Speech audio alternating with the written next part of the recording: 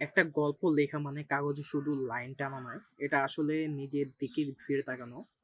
গত কয়েকদিন ধরে আমি একটা গল্প গড়ে তুললাম। চরিত্র, কনফ্লিক্ট, প্লট, থিম, টোন সব মিলিয়ে একটা ছোট দুনিয়া দাঁড় করলাম। এখন প্রশ্ন, আমি এটা থেকে কি শিখলাম, আর পরের ধাপে আমি কিভাবে এটাকে শর্ট ফিল্মে তৈরি করতে নিয়ে যাব। গল্প শেষ করে প্রথমে যে জিনিসটা বুঝলাম, গল্প শেষ হয় কিন্তু বোঝাপড়া এখনো শেষ হয়নি। আর সেটা আর আর যেটা মনে হচ্ছিল পারফেক্ট, সেটা আসলে ততটা পারফেক্ট নয়। আমার লেখার সময় আমি ভেবেছিলাম চরিত্র এক্স এর মোটিভেশন পরিষ্কার, কিন্তু এখন মনে হচ্ছে ওর আরেকটা অভ্যন্তরীণ দ্বন্দ্ব দরকার। কারণ শুধু ঘটনায় গল্প বানায় না, চরিত্রের ভিতরের টেনশনটাও গল্পকে ভর করে দিতে হয়। আমি দেখলাম স্ক্রিপ্টে ২ সিন ভালো, ২ টো সিন ভালো হয়। কিন্তু একটার জায়গায় বাড়াবো নাকি কাটবো, এই প্রশ্নটা আমার ভিতরে ঘুরছে। গল্প শেষ মানে এমনই, আ গল্প গল্প শেষ মানেই এমনই, তোমার মাথায় আবার তোমার মাথার আবার তোমার গল্প লেখা গল্পের স্কুলে ভর্তি হয়ে যায়। এটা কোনো কথার আমি নিজেও বুঝি নাই, শুধু লিখছিলাম, সেজন্য বইলা দিলাম। আমি ১ম দিকে ভাবতাম এন্ডিং নিয়ে বেশি কাজ করতে হবে। কিন্তু এখন বুঝলাম আসলে মাঝের অংশটা খুবই নরম। একটু নরম হয়ে গেছে। ২ টো সিন আছে, ২ টো দরকারি। কিন্তু ওইগুলোতে কোনো আবেগের চাপ নেই। শুধু তথ্য দিছি আমি। এখন এই ধরনের আ সিন শর্ট ফিল্মকে কখনোই টিকিয়ে রাখবে না। সিনেমার জায়গা কম। আবেগ ঘন হওয়া লাগবে। কারণ আমি অল্প সময়ে আমি একটা কিছু ডেলিভারি করতে যাচ্ছি আমার অডিয়েন্সের সামনে।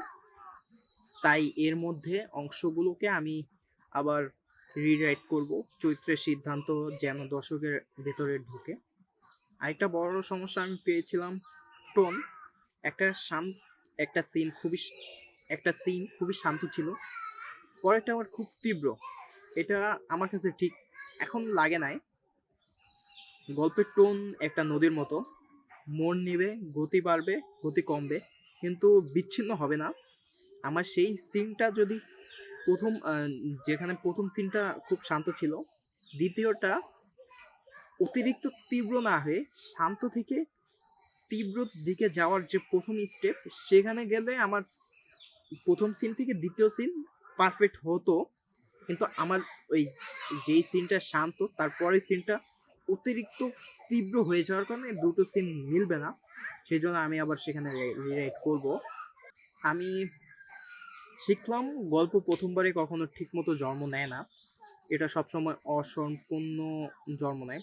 তাকে বড় করতে হয়, তাকে শিখাতে হয়, হাঁটাতে হয়, দৌড়াতে হবে।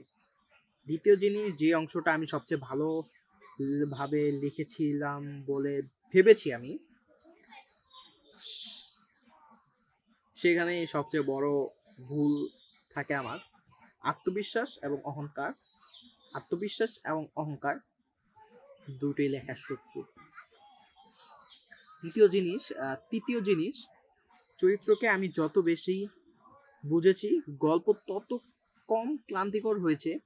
প্লটের উপর অতিরিক্ত নির্ভর না করে আমি শিখলাম মানুষকে ফোকাস করতে হয়। চরিত্র ঠিক থাকলে গল্প নিজে থেকেই পথ দেখায়। এবার গল্পটাকে কাগজ থেকে ক্যামেরায় আসবে। ১ম ধাপ, সিন ভেঙে শুটিং স্ক্রিপ্ট বানানো। কোন সিন কি শট লাগবে, কোন লাইট দরকার, কোন লোকেশন, সব বিস্তারিতভাবে ঠিক করতে হবে। ২য় ধাপ, চরিত্র নির্বাচন। যে অভিনেতা চরিত্রকে ভেতর থেকে ধরতে পারবে তাকে খুঁজতে হবে। এখানে পরিচিত মুখ দরকার নেই, দরকার সত্যি অভিনয়টা আমার আমার এখনকার ক্ষেত্রে। এবং তৃতীয় এবং তৃতীয় ধাপ, বাজেট। গল্পে যদি ৩টা লোকেশন থাকে, আমি একটাতেও কমাতে পারবো না। ডায়লগ, অপ্রয়োজনীয় লাইন কেটে দেব যাতে শুটের দিন কমে। ৪র্থ ধাপ, ভিজুয়ালি টোন। গল্প যেভাবে আমার মাথায় এসেছিল সেই আবহ তৈরির জন্য কালার, লাইটিং, কম্পোজিশন সব আগেই ডিজাইন করে ফেলতে হবে। শর্ট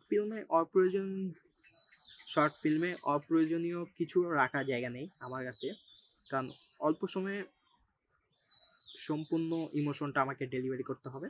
শুরুতে যে গল্পটা আমার মাথার ভেতরে ছায়া ছিল, এখন সেটা দাঁড়াচ্ছে বলতে গেলে। এই পুরো প্রক্রিয়ায় আমাকে মনে করিয়ে দিল গল্প লেখা মানে এই পুরো প্রক্রিয়া আমাকে মনে করিয়ে দিল গল্প লেখা মানে নিজেকে ভুল চিনতে শেখা, আর শর্ট ফিল্ম বানানো মানে সেই ভুলগুলোকে শুদ্ধ করে দৃশ্যমান করে তোলা। এই সিরিজের 4টা এপিসোডে আমি গল্প বানানোর পুরো যাত্রাটা দেখালাম। এরপর যখন এই গল্পটা পর্দায় উঠবে, তখন আমি তোমাদেরকে বলতে পারবো এর প্রতিটি ফ্রেমের পেছনে কতটা কাটাকুটি, ভাবনা এবং পুনর্গঠন ছিল। এখানে আমি যে 4টা এপিসোডে কথা বললাম গল্প বানানো নিয়ে, এটা সম্পূর্ণ আমি কি জানি এবং আমি 2 থেকে 3 বছরে যত মুভি দেখেছি এবং সিরিজ দেখেছি, সেখান থেকে যতটা আমি শিখেছি, সেখান থেকে আমি কি কি শিখেছি এবং কি কি জানতে পেরেছি ইন্টারনেটে, সেগুলোকে আমি অ্যাপ্লাই করে আমি এই 4টা সিরিজে গল্প বানানোর বিভিন্ন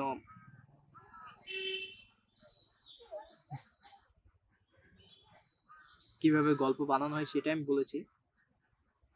এখানে কিছু মিস্টেকও হতে পারে, সেক্ষেত্রে কেউ যদি আরো কিছু জানেন তাহলে আমাকে বলতে পারেন, তা আমিও নতুন কিছু শিখতে পারবো। It's Shamim, signing off.